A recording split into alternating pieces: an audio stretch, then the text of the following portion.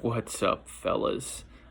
Doing week 14 here, video style, giving full matchups. I kind of want to break some things down. We'll do an intro, we'll do the 3-6 matchup, 4-5 matchup.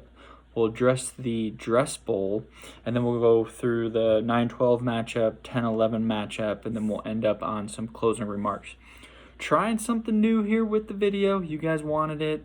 Seeing how good my editing skills are on the cell phone in iMovie. I don't know how long this is going to take me, but we're going to give it a shot. All right, let's get into it. 3 vs 6 matchup is the first on our list, and that is between Eifert Sometimes and Thought Pockets. Kaz versus Steve. Steve holds the 3 slot here in this matchup, and just want to apologize up front, Steve, for releasing Cam Akers, who absolutely went off, had 171 rushing yards on Thursday Night Football against the Patriots, scored 24.40 points, and has Eifert Sometimes slash Kaz off to a hot start this week. So just from an injury report perspective, none to report for Kaz. George Kittle is still on the IR for Steve, and DeAndre Hopkins is on there as well, listed as questionable. I do believe he is going to play this week. We just don't know what type of action he's going to get from Kyler Murray, who's been down the past couple of weeks. Essentially, what this matchup comes down to is it's going to be Patrick Mahomes versus the number 2 defense in the Miami Dolphins. I still think Patrick Mahomes gets his. Matt Ryan is playing against the Los Angeles Chargers, who's given up the 6th most fantasy points from a quarterback perspective. I think what this is really going to come down to is just from a depth perspective, right? Kaz kind of snuck his way into the playoff race, did an awesome job down the stretch. It is projecting 115 points over the last 3 weeks. Steve is projecting 120. I just think essentially what this is going to come down to is Robinson for Jacksonville is really going to have a productive game, and DeAndre Hopkins and Keenan Allen is just too much for Michael Thomas and Johnson from Pittsburgh. So even though Kaz is still a 9-point favorite right now after Thursday Night Football, I just don't think the production comes from those pieces that Kaz has. Give me Steve in this matchup, 126 to 119. Next matchup on our list is the 4 versus 5. 4 coming in as the Golden Domers, and Joe versus the 5 seed. You want to go to war, Balake. Me, the defending champion. I don't like this matchup for myself this week. Over the last 3 weeks, Joe's averaged 131 points. I've averaged 135, just because of my high week last week at 183 points. No injuries to report on my end of the house. The only injury to really look at on Joe's side is going to be John Brown. He is out, and then Shalvan Ahmed is out as well. That actually is going to benefit me because I am starting Myles Gaskin this week in the flex position. But essentially what's going to come down is just the Josh Allen matchup. Josh Allen is facing Pittsburgh defense, which has given up the second fewest points to a quarterback. But I do like the wide receiver matchup for Joe. Essentially, it's going to be the A.J. Brown versus Corey Davis matchup, which are on the same team, 1 and 2 respectively, on their team. But the big difference is going to come on that 2 slot. Calvin Ridley right now versus Brandon Ayuk. Calvin Ridley is poised to go off this week since Julio Jones is listed as out for week 14. Lamar Jackson, I'm not quite sure what type of performance we're going to get out of him. Me and Joe were having a conversation last week where it's either I score 80 points and get blown out or lose to Kyle, or what I do is I score 180 points and lead the whole league in scoring. So Joe's been very consecutive in scoring 130 to 140 points for the last 9 weeks. He's on a 9-game win streak. I think this continues this week. I hate to say it, but ultimately I just think he's too depth and has too many playmakers on his end for this matchup. So give me Joe. I'm going to stick with Rosati here and essentially pick the same 2 winners for the 3-6, 4-5 championship bracket. Joe wins that matchup 140 to 127. Next on our list, we're going to follow up to Rosati's email of just kind of that constellation bracket and how everything sets up. Essentially, Spider 2 by Banana, Rosati, and De Beers Jason are basically in the clear to not wear the dress. So they're good. What we're going to address now is just kind of how the dress bowl is setting up for the quarterfinals this week, for next week's kind of finale of the matchup for the week. So essentially, we got the 10 and 11 Valpo Vikings versus the 11 seed Pasta LeGarrett's, and then the 9 versus 12, which is a team has no name, versus Beats by Ray. What I'm thinking here is that essentially the loser of these two games are going to play each other next week for the dress bowl. So what that means essentially is that the loser of next week's game is going to wear the dress. Now, Rosati has picked the dress bowl winner already, and he has picked Ben over Scotty. So that would mean that Scotty would finish in that 12th spot, which then he would wear the dress. And I hate to say it, Scotty, but I agree with this matchup 100%. The only reason why is because your whole team is essentially either dying or has COVID.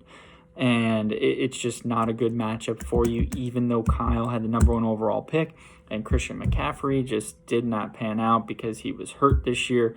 But the weeks that he did play, got Kyle on the winning side. And then obviously I gave him a win as well a couple weeks ago. But I just don't think this sets up well for you, my friend. I hate to say that, but we'll get back to next week and kind of address the dress bowl matchup and see if this actually comes to fruition with this matchup between Ben and Scotty from Rosati's standpoint. Here are my picks for the Constellation Bowl. First constellation matchup we have is the 9 versus 12 seed. 9 seed being a team has no name and Scotty versus the 12 seed Beats by Ray, and that is Kyle. Essentially, the way that I'm looking at this is from an injury report perspective.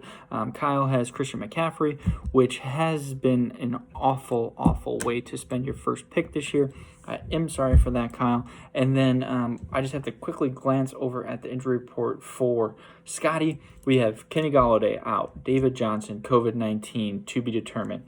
Jamison Crowder is questionable. Austin Hooper is questionable. Frank Gore, age, questionable. DJ Moore has COVID. So who knows who is going to play for him? And to tell you the truth, I don't know if Scotty has enough players on his bench to address this. So Rosati, again, I know that we're past that point of waiver wire pickups, but essentially Scotty might need a guy or two in order to keep him just able to roster his whole team so that he can play this week, right? The way that we look at this, the scoring over the last 3 weeks, Kyle has averaged 89 points, which is the lowest in the league, in 12th overall, and then right behind him, Scotty is averaging 90 over the last 3 weeks. So this is really going to be a big barn burner here. I expect a very, very high scoring game. Kidding, but all that aside, essentially what it's going to come down to is essentially the Kyle's matchup for the Tampa Bay Buccaneers. That was the only reason why he beat me 2 weeks ago, and that was because Mike Evans and Gronk completely went off. And I just don't know if that's going to be an every week occurrence for them. Last week they were on a bye. Kyle gets his 2 main players back. Terry McLaurin has been an absolute stud. Kirk Cousins, primetime Kurt, going up against Tampa Bay. Good thing is they play at noon, so you don't have to worry about primetime Kurt showing up. On the flip side, Scotty has had a lot of wins this year. Just because of his quarterback, right? Russell Wilson, MVP frontrunner at the beginning of the trend, essentially has cooled off a little bit.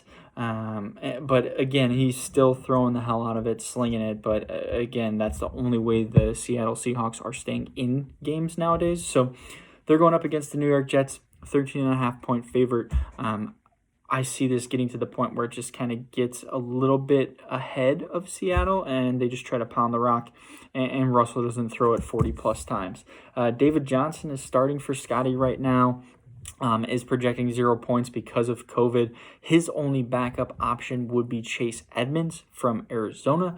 The way that I look at this is that Scotty got a hot start from the Los Angeles Rams defense, who scored 21 points on Thursday Night Football against the Patriots.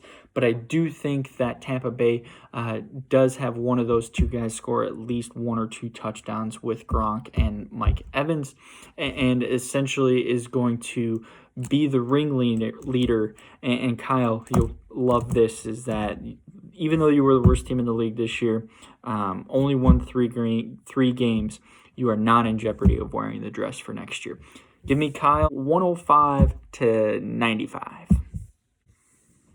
Next matchup we're going to look at is the 10 versus the 11.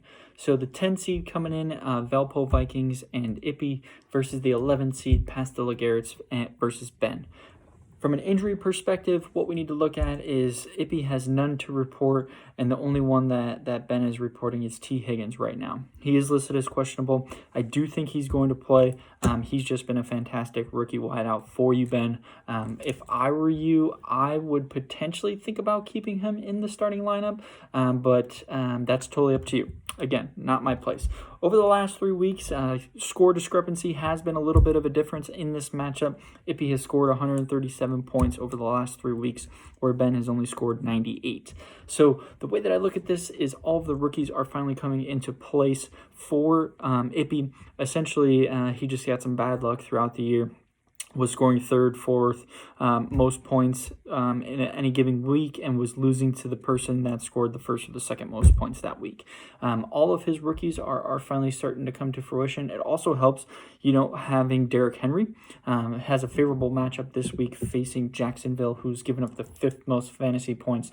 And then also to DK Metcalf against the Jets. You would imagine that he would have at least one, possibly maybe 2 touchdown receptions, especially with his jawing from, pardon my take this week in the Barstool guys. I'm not sure if you guys heard any of that, but it was just a subtle laugh, and he's mad that he hasn't scored a touchdown in 2 weeks. So I would look out for that. Deshaun Watson, first game back in Chicago. I think it's still going to hit home for Deshaun, seeing how the Bears passed on him, and that even though there's still no fans, there's going to be a lot of folks watching the Bears for some reason. I don't know why, but I think Deshaun Watson absolutely goes off this week against the Chicago Bears. Bears have nothing to play for. Their defense stinks. They can't get any pressure, and again, if they're going to try to alleviate pressure on Deshaun Watson, he's just going to run. Even with Will Fuller out, he's still going to chuck it and do what he's been doing for the past 4 or 5 weeks. Going on the flip side, we look at a Pittsburgh Steelers matchup versus the Buffalo Bills. Essentially, what type of Pittsburgh team are we going to get this week? Are we going to get the Pittsburgh team that scores 40, or are we going to get them lacklustered against the Baltimore Ravens a couple weeks ago?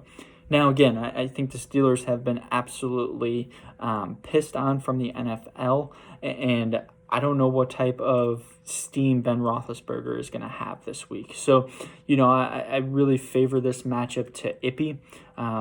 Ben does have Devontae Adams, which dude is on an absolute tear. But again, we kind of get back to that 3-6 matchup between Steve and Kaz. Essentially, what I think it comes down to is just from a depth perspective, right? We're rushing out Derrick Henry and Kameer Hunt versus Melvin Gordon, who really isn't that great, versus James Conner, which we just don't know what's going to get. I'm going to favor Rosati's picks here again and go the Ben versus Scotty next week in the Dress Bowl. I just think Mike stays hot here this week. He's been scoring like crazy last week, and there's a 40-point difference between the two teams coming into this matchup. Deebo Samuel is facing Washington's defense that just beat Pittsburgh last week. They're no joke. Not quite sure how much production we're going to see from San Francisco this week. And then also what type of production are we going to see from Tyler Lockett, right? Are we going to see the one catch, 8 yards, or are we going to see a couple touchdowns and really takes away a lot of the passing plays from DK Metcalf? I think this matchup isn't close.